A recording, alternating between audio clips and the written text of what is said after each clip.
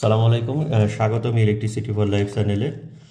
বিদ্যুৎ বিলের একটি গুরুত্বপূর্ণ পার্ট নিয়ে আজকে আলোচনা করব।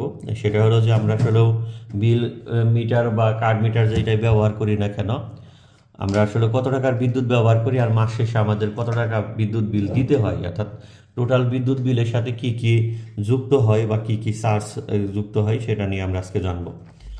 এটি একটি বিদ্যুৎ বিল। আমরা জানি যে বিদ্যুতের মূলত যে 6টি বিদ্যুৎ বিতরণকারী প্রতিষ্ঠান আছে, তাদের যে রেট এটা বাংলাদেশ এনার্জি রেগুলেটরি কমিশন নির্ধারণ করে দেয়। সেই অনুসারে প্রত্যেকটা বিতরণকারী প্রতিষ্ঠান গ্রাহকের কাছ থেকে টাকা কর্তন করে। তো এখন এই বিলটা নিয়ে যদি কথা বলি, দেখুন যে এই বিলে গ্রাহক ব্যবহার করছে 70 ইউনিট। কিভাবে বুঝলাম? যে পূর্ববর্তী মাসে যখন রিডিং নিয়েছিল তখন 2955 ছিল, পরবর্তী মাসে রিডিং নেওয়ার সময় এটা 3025 পাইছে। তার মানে এই দুইটির যে ব্যবধান এটা হলো 70 ইউনিট। তার মানে এই বিলটা হলো নভেম্বর 24-এ, তার মানে অক্টোবরে যে বিল নিয়েছিল আর নভেম্বরে মাসে যে বিল নিয়েছে মানে কাউন্ট করছে সেটার ব্যবধান। তো 70 ইউনিটের বিলটা কীভাবে আসছে এখানে যদি একটু খেয়াল করুন, যে 70 ইউনিটের বিলটা হলো যেহেতু বিদ্যুতের আবাসিক রেটে কয়েকটি ধাপ আছে, এটা যেহেতু একটা আবাসিক বিল, ঠিক আছে, তো ধাপটা এই 0 থেকে 75-এর প্রথম ধাপের মধ্যেই পড়ছে। তার মানে 5 টাকা 26 পয়সা প্রতি ইউনিটের রেট পড়ছে। টোটাল বিল হয়েছে 368.20 পয়সা। কিন্তু গ্রাহককে যদি নির্দিষ্ট সময়ের মধ্যে পেইড করা লাগে তাহলে তাকে পেইড করা লাগতেছে 475 টাকা। আর যদি বিলম্ব হয়, নির্দিষ্ট ডেটের মধ্যে না দিতে পারে, তাহলে এইখানে 4 টাকা 98 পয়সা দিতে হবে। তো তার মানে এখানে যদি আমরা ব্যবধানে আসি, যে দেখুন যে অনেক টাকায় ব্যবধান হয়ে গেছে, প্রায় আপনার 107 টাকার মতো ব্যবধান, ঠিক আছে। 107 টাকা কিন্তু গ্রাহককে ওভার দেওয়া লাগতেছে। তার মানে দেখুন যে এইখানে কি কি ওভার দেওয়া লাগতেছে, যে নেট বিল মানে যেটা গ্রাহক ব্যবহার করছে 368.20 পয়সা, এত টাকা। তার সাথে কি কি যোগ হয়? ডিমান্ড চার্জ, ঠিক আছে, চার্জ যোগ হয়। এটা কিলোওয়াটের সাথে, আবাসিকে পার কিলোওয়াট 42 টাকা করে। যেহেতু এখানে আছে কত, 2 কিলোওয়াট সংযোগ নিয়ে আসছে গ্রাহকের, তার মানে যোগ হবে 84 টাকা।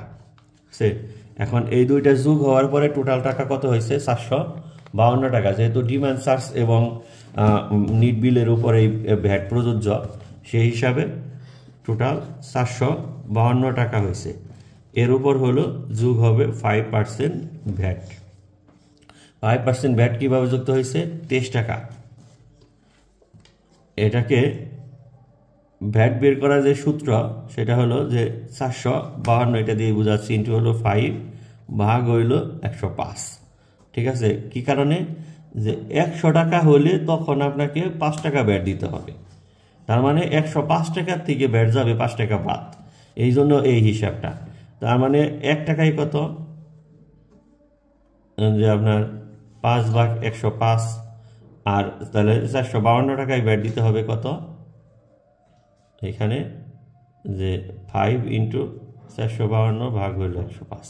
এটা ক্যালকুলেশন করলে 23 আছে, তো 23 টাকা। তার মানে এর দুইটা যদি যোগ করি, যে 475 এত টাকা, ঠিক আছে। এর সাথে বিলম্ব মাশুল হিসাবে যদি দেয়া হয়, বিলম্ব ফি হিসাবে আবার প্রায় 5% করে কিন্তু অ্যাড করা হয়, ঠিক আছে। তো এখন বিষয়টা হলো যে দেখুন,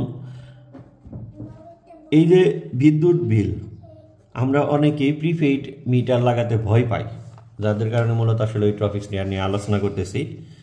প্রিপেইড মিটারে আমরা বলি যে বিল বেশি আসে, এইটা সেটা চার্জ।